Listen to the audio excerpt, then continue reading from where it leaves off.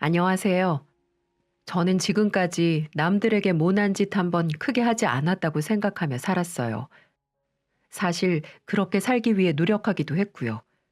하지만 저한테 닥친 모진 일로 인해서 저는 한참을 자괴감에 빠져 살아야만 했습니다. 내가 누군가에게 잘못을 저지르고 그 대가를 치르는 건가 하는 고민이 심하게 들었거든요. 하지만 나중에 가서는 오히려 그게 저에게 행운이었다는 걸 느끼게 되면서 이렇게 글까지 적게 되었답니다. 저에게는 어린 남편이 하나 있었어요. 요즘은 뭐 연상 연하 커플이 흔하기도 하고 나이 차도 많이 나는 게 크게 놀랄 만한 일이 아니잖아요. 저랑 남편은 평범한 연상 연하 커플보다는 나이 차이가 조금 더 있는 편이긴 했었어요. 바로 7살 차이였는데요. 저도 이런 나이 차이가 많은 어린 남편을 두리라고는 생각도 하지 않았습니다. 이 모든 건 제 인생 계획에는 전혀 없던 모습이었죠. 하지만 사람의 인생은 누구도 예측할 수 없는 거잖아요. 정신을 차리고 보니 어느새 7살이나 어린 후배가 저의 남편으로 서 있더라고요. 남편과의 만남은 회사에서 처음 시작되었습니다. 저는 이미 회사에 들어가 오랜 시간 일을 하고 있던 상황이었고, 남편은 대학교 갓 졸업 후에 신입사원으로 들어왔어요. 그때가 남편이 27살이었고 저는 34살이었죠. 저희는 나이 차이도 있고 제가 한참 선배였기 때문에 크게 왕래할 일이 많지 않았어요. 그래서 1년 정도는 그냥 인사만 하던 사이로 지내다가 프로젝트를 하나 같이 맡게 되면서 친해지게 되었죠. 그리고 그때부터 남편의 구애가 시작되었습니다. 저는 연하를 한 번도 만나본 적이 없었기 때문에 전혀 생각하지 않고 있었는데, 이 사람이 정말 끊임없이 저에게 대시를 하는 거예요. 대리님, 오늘 저녁에 식사 어떠세요? 제가 진짜 괜찮은 곳 알아놨는데 대리님이랑 같이 가고 싶어서 미리 예약도 해놨어요. 대리님, 오늘 차 안 가지고 오셨다면서요? 제가 댁까지 태워다 드릴까요? 저 이래봬도 베스트 드라이버입니다. 안전하게 모실게요. 대리님, 저 커피 좀 사주세요. 오늘 저희 야근인데 저희 둘이 따로 잠깐이라도 티타임 가지면 안 될까요? 등등. 대리님, 대리님 하며 저만 졸졸 쫓아다니는 통에 민망했던 적이 한두 번이 아니었어요. 심지어 우리 부서 사람들은 물론이거니와 회사 전체에 소문이 날 만큼 유난을 떨어댔죠. 저는 처음에는 이런 관심이 부담스러워서 거절을 했다가 점점 저에 대한 진심이 보이기 시작하면서부터 그저 나이 어린 후배에서 저를 좋아하는 남자로 조금씩 보이기 시작하더라고요.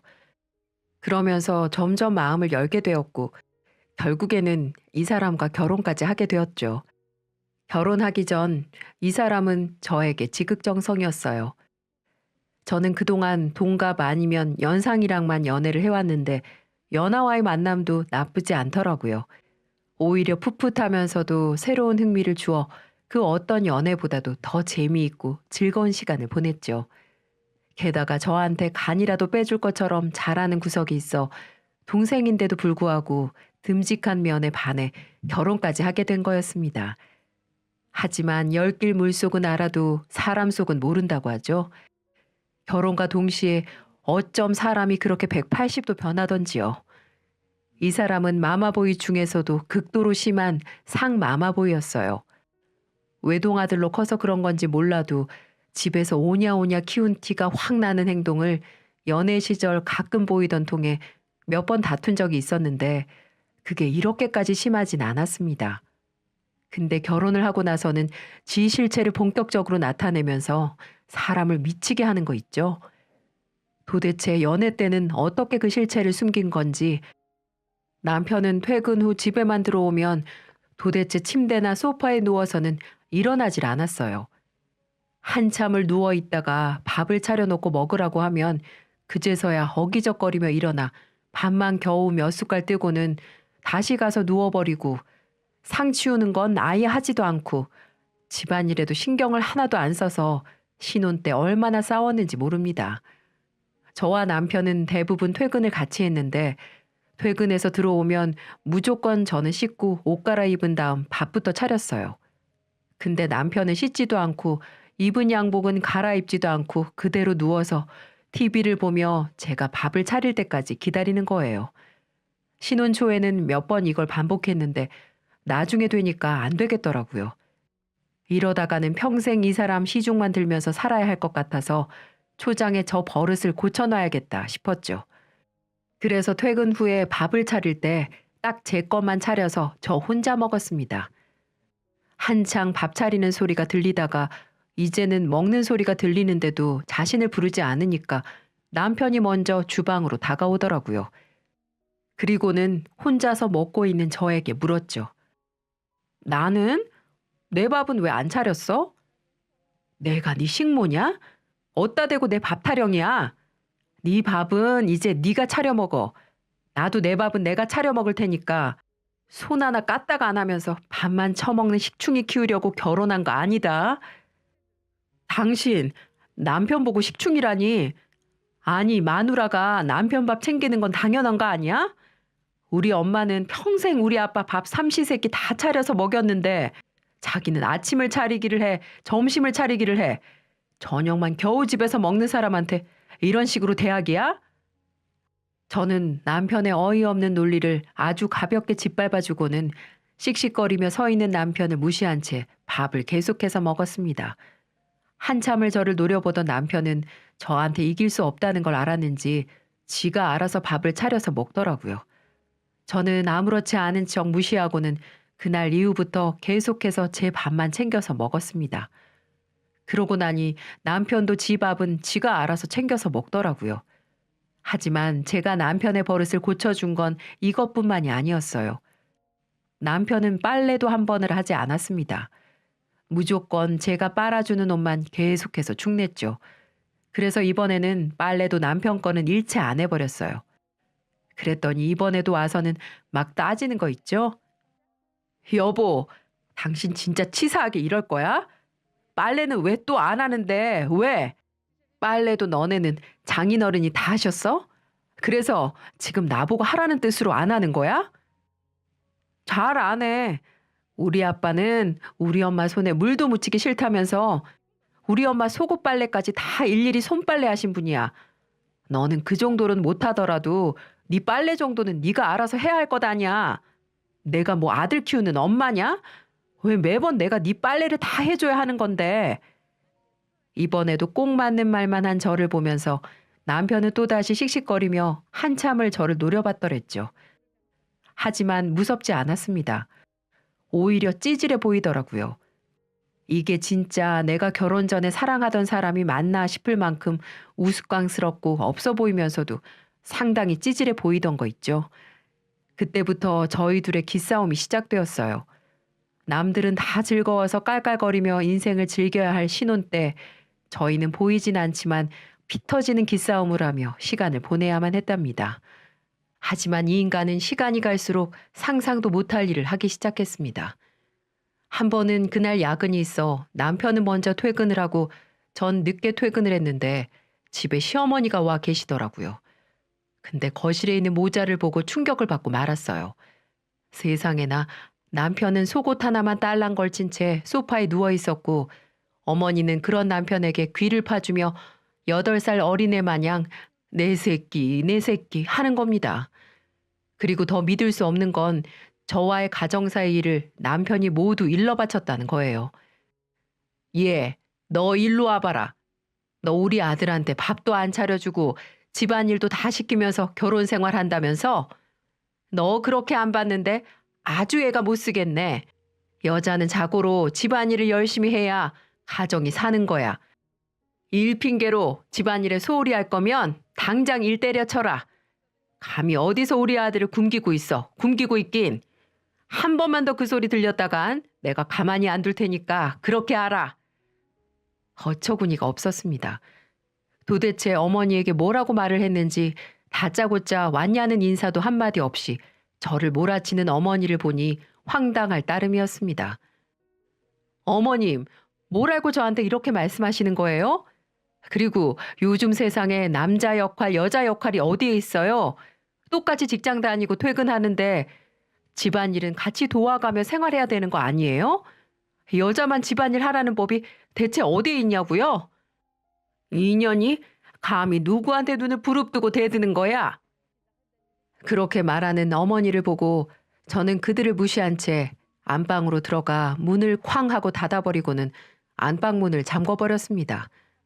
야근해서 피곤해 죽겠는데 앞뒤 상황 전혀 모르시는 분이 와서 며느리를 잡아먹으려고 하니 도저히 참을 수가 없더라고요.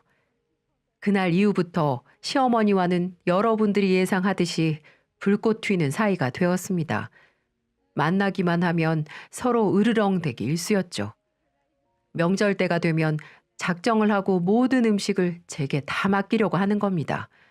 시누이들이 2명이나 있는데도 불구하고 며느리인 내게 다 힘든 일을 시키시는 걸 보고 너무 열받아서 전을 붙이고 있다가 저 퇴근할게요. 이렇게 말하고 집으로 갈 거라고 선포를 해버렸습니다. 예, 너 지금 전 붙이다가 어디 가는 거니? 저요? 집에 가는데요? 아니, 해도 해도 너무하잖아요. 시누이들은 손이 없어요? 발이 없어요? 왜 저한테만 시키시는 건데요? 지금 남의 자식이라고 이렇게 부려먹으셔도 되는 거예요? 제가 뭐하러 힘들게 만든 음식 빈둥빈둥 노는 저 사람들한테 바쳐야 되는 건데요. 다시 말하지만 같이 일을 도와주지 않는 이상 전 이대로 집에 갈 겁니다. 딸 자식 소중한 걸 알면 남의 자식 소중한 것도 아셔야죠. 아무튼 전 그렇게 말하고 집으로 와버렸어요.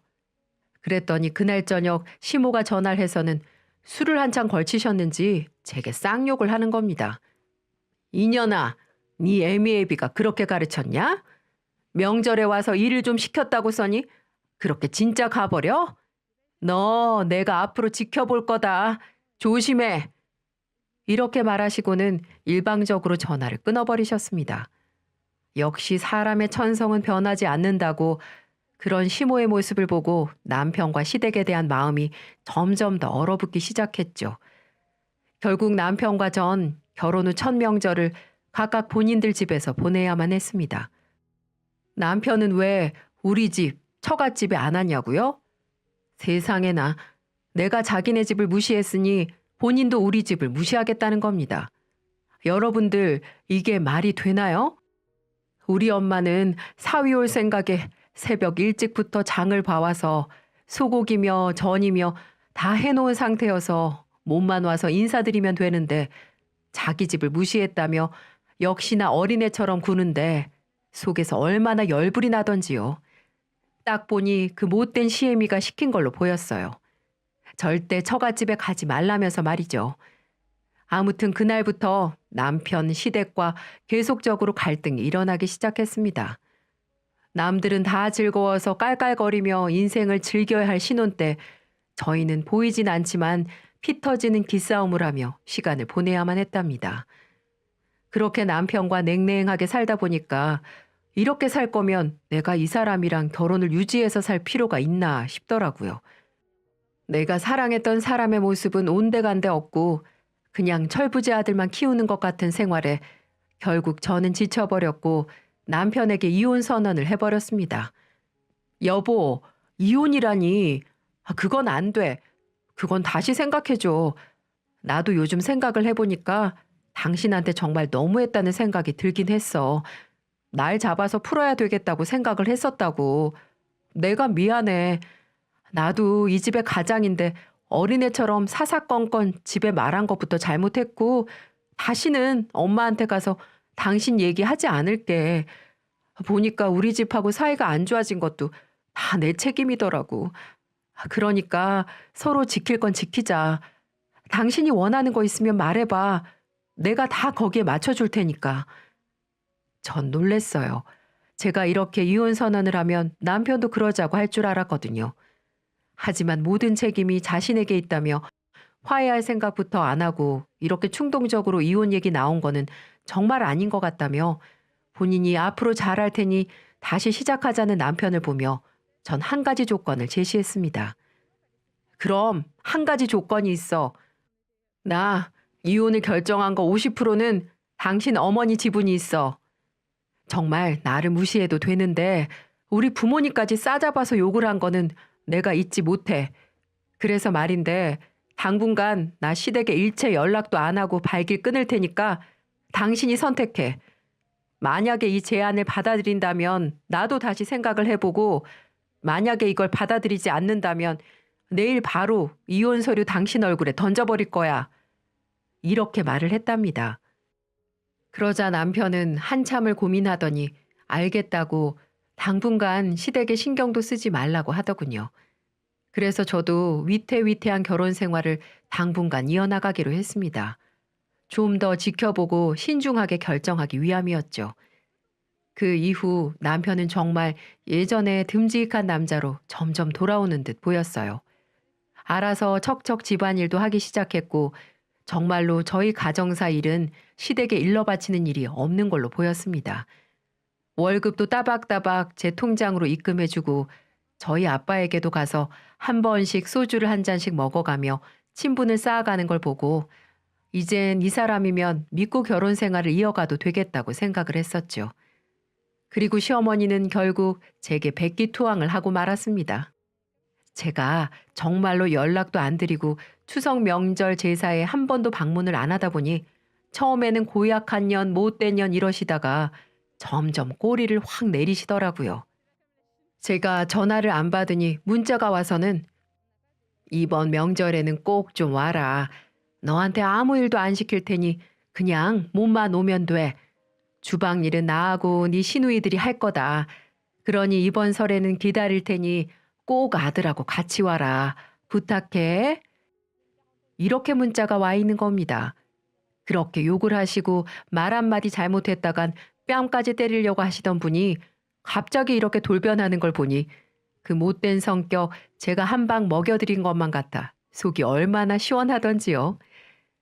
그래서 3년째 명절날에는 마음을 굳게 먹고 남편과 같이 갔는데 정말 제가 이 집안의 공주님이 된 것처럼 잘해주시고 시누이들이 음식을 정성스레 만드는 모습을 보고 얼마나 웃음이 나오는지 모릅니다.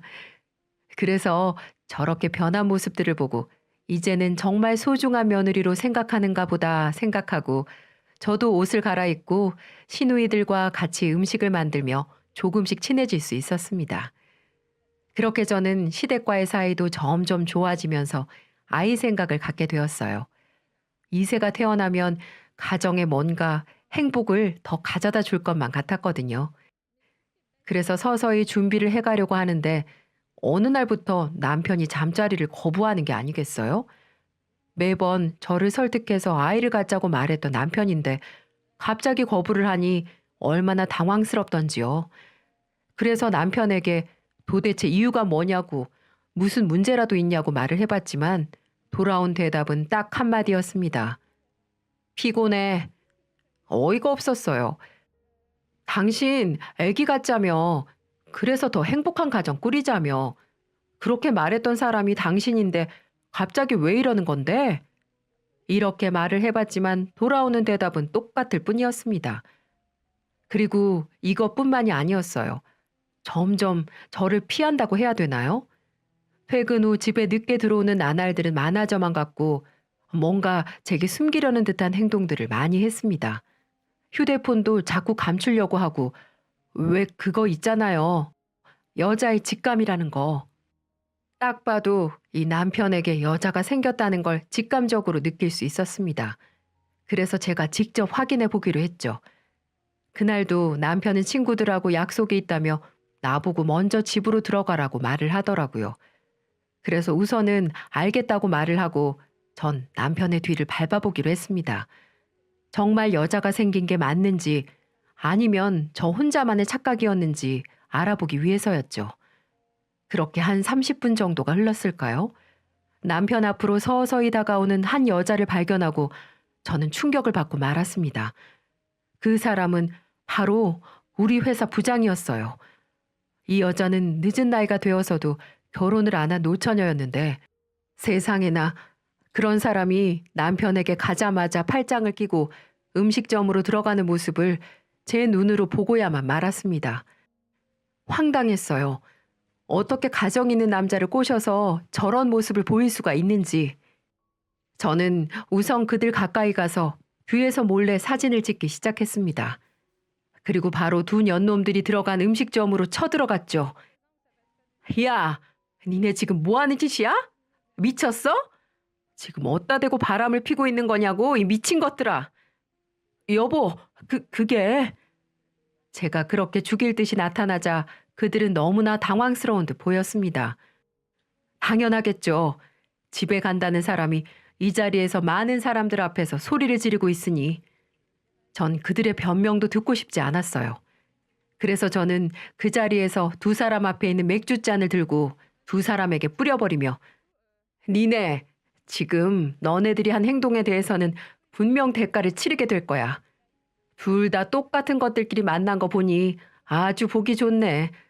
내가 없으면 아무것도 제대로 못하는 바보 같은 놈이나 남자가 없어서 지금까지 결혼도 못한 부장년이나 아주 못난 것들끼리 제대로 끼리끼리 만났네. 정말 니네 내가 어떻게 나오는지 잘 봐도 이 더러운 것들아. 이렇게 말을 하며 돌아와 버렸습니다.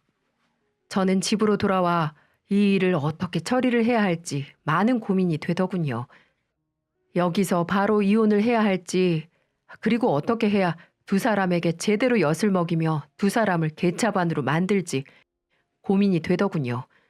남편은 그날 제가 무서웠던 건지 그년하고 밤을 보내고 싶어서였는지 집에 들어오지도 않았습니다. 그리고 다음 날 저를 한 카페로 불러내더군요.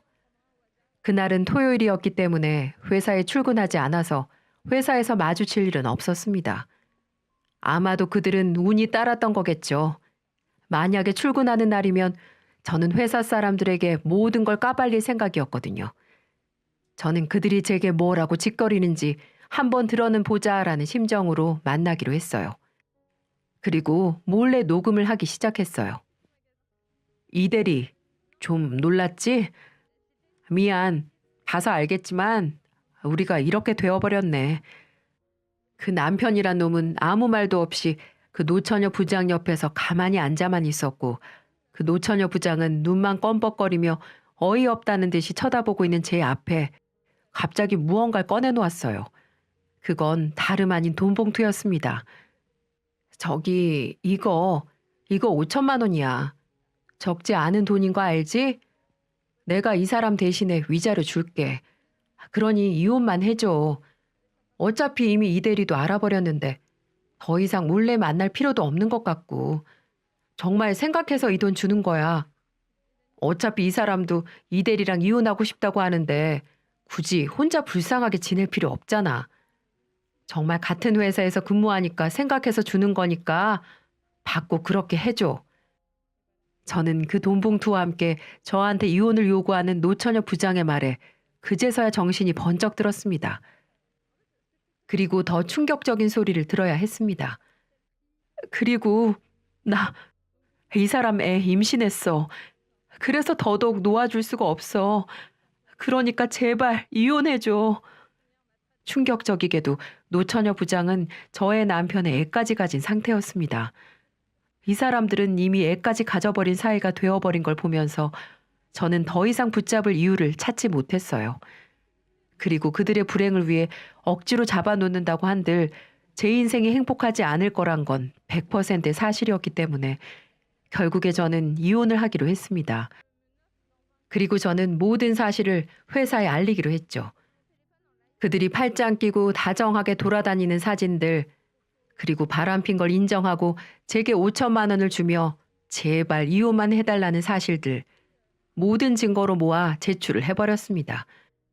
그래서 결국 부장녀는 해고가 됐고 남편 또한 마찬가지였어요.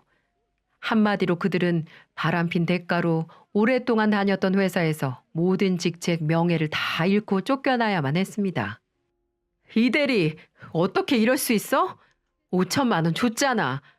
그런데 이렇게 사람을 엿을 먹여? 그렇게 안 봤는데 진짜 무서운 년이다. 당신 남편이 왜 당신하고 그렇게 이혼하고 싶어 하는지 이제 알겠어. 그래, 너 혼자 잘 먹고 잘 살아라. 너도 꼭 천벌을 받게 될 거니까. 도대체 무슨 소리를 하는 건지 본인들이 잘못을 해놓고는 제가 천벌을 받다니요. 역시나 그들은 생각하는 수준도 개만도 못한 사람들이었어요. 그래도 한 공간에서 그들을 안 볼 수 있다는 사실이 얼마나 속이 시원했는지 모릅니다. 그리고 저는 쉽게 이혼을 해주지도 않았어요. 이혼은 하되 각각 위자료를 청구했어요. 그러니까 그들은 따지듯이 말을 하더군요. 왜 5천만 원 줬는데 또 위자료 청구를 하냐면서 막 따지는 겁니다. 그래서 저도 당당하게 말을 했죠. 그건 정신적인 피해 보상이고 따로 위자료는 받아야겠는데?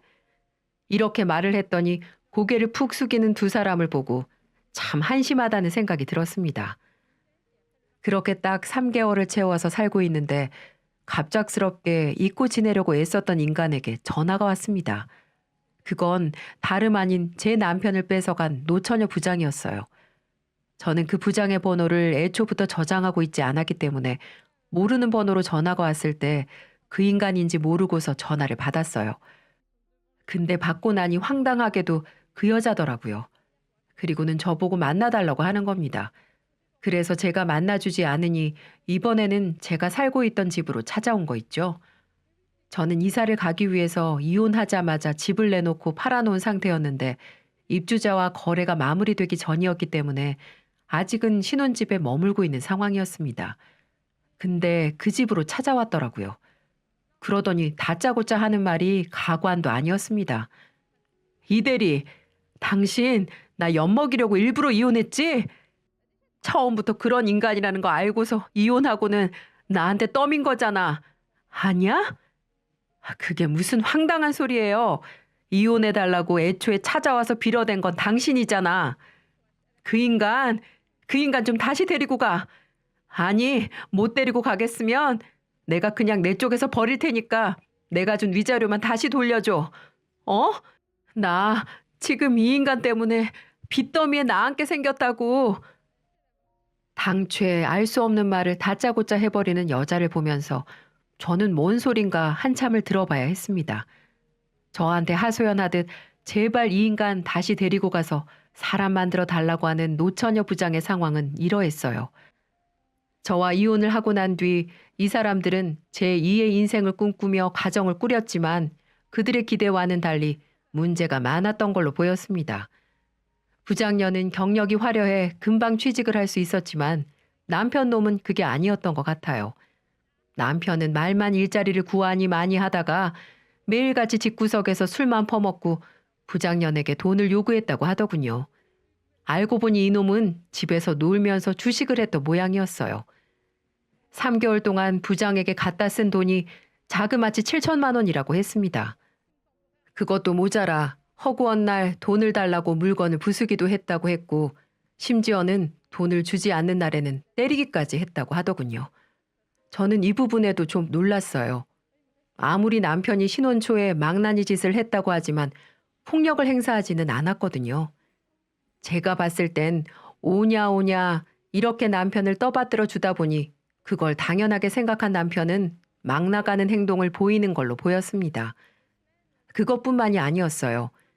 여러분들 제가 신혼 초에 시어머니와의 갈등에 대해서 앞에 말씀을 드렸었죠? 시어머니는 이제 겨우 저와 사이가 좋아지고 있는데 어떤 년이 갑자기 기어들어와서는 자기 아들 가로채서 절 이혼시키고 새 살림 차린 걸 보고 단단히 화가 나셨던 걸로 보입니다. 허구한 날 찾아와서 이년아 하면서 괴롭혔다고 했어요. 이거 해라 저거 해라 이러면서 사사건건 간섭을 하는 통에 안 그래도 남편 때문에 죽을 맛인데 시모까지 저렇게 괴롭히니 정말 지옥에 들어간 심정이라고 울면서 말을 하는데 그 모습이 얼마나 웃기던지요. 전 전혀 위로를 해주지 않았어요. 본인이 저지른 일이니 본인이 다 책임지라는 식으로 말을 하고 울고 있는 그년의 모습을 뒤로하고 배꼽 잡고 웃으며 한마디를 하고 집으로 돌아왔네요. 당신 나한테 뭐라고 그랬어? 내 남편 뺏어갈 때 평생 죗값 치르면서 산다고 했지? 당신 지금 그러고 사는 거야. 남의 눈에서 눈물 나게 하면 자기 눈에서는 피눈물 난다는 거 이번에 똑똑히 배우라고. 그리고 평생 사죄하면서 어디 죗값 톡톡히 치르면서 살아봐. 그리고 다시는 찾아오지 마. 이제 그 돈 내 돈이고 나도 당신들한테 받은 정신적인 피해 보상 받은 거라 줄 이유 없어. 당장 꺼져. 저는 울면서 매달리는 그녀를 매몰차게 내쫓아버리고는 다시는 받아주지 않았습니다. 정말 정확하게 3개월 만에 찾아와 뺏어간 남편을 도로 찾아가라는 인간을 보면서 왜 저러고 사나 싶더라고요. 그 이후로 저는 번호도 다 바꿔버리고 입주자랑 계약도 빨리 진행을 해 아예 이사를 가버렸기 때문에 이 여자나 남편과는 마주칠 일이 없었어요. 그래서 지금은 혼자서 아주 편하게 잘 먹고 잘 살고 있습니다. 아마 저는 이때 이혼하지 않았더라면 제가 그 노처녀 부장의 꼴이 되어 울며 살았을 거예요. 저는 신이 도왔다고 생각합니다. 그리고 이번 일을 계기로 남의 눈에서 눈물 나게 하면 내 눈에서 피눈물 나게 되는 거라는 사실을 더 뼈저리게 느낄 수 있었죠. 그래서 저도 더 남들에게 잘하면서 선량하게 살아야겠다는 교훈을 얻게 되었네요. 여러분에게도 빨리 걸러져야 하는 인연들이 있다면 하루빨리 정리될 수 있기를 바랄게요. 그리고 좋은 인연만 남아 행복한 여생을 살아가시길 바라겠습니다. 긴 글 읽어주셔서 감사합니다.